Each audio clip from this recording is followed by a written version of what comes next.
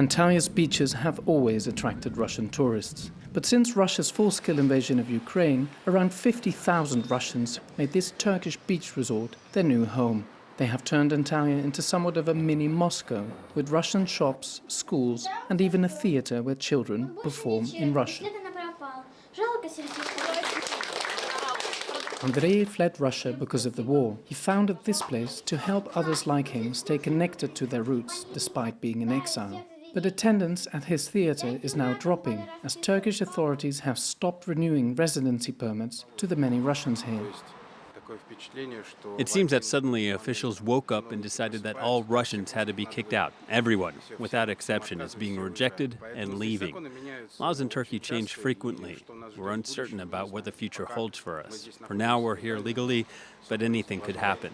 Rental prices in Antalya have surged nearly 400% since 2022. That's partly due to a general inflation crisis in the country. But this real estate agent says the influx of Russians has also had a huge impact on the local housing market. It all changed when the Russians first came here and the prices just went super high.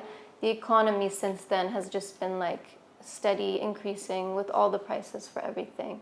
But the Turkish locals here, their salaries are still pretty low. The housing crisis has had a huge impact on the local population. Last September, Cengiz and his family were evicted because his landlord wanted to triple his rent, which, as a baker, he could not afford. Outraged, he is now campaigning for the deportation of all foreigners. I don't see anyone smiling here because the Russians have really hurt the Turkish people with their presence. It's almost like we're refugees in our own country. Some Russians, like Andrei, say they would be at risk if they return to Russia. Others, like Valentina, simply want to hold on to the life they've built up here. This is their country. They have the right to decide how to deal with foreigners, of course. But it's a pity that people have to leave because you get close to people and the children get used to their friends. Well, this is how life is now.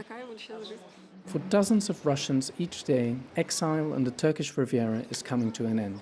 Not all of them return to Russia, however. For those who can afford it, the top destinations now include Dubai and Bali.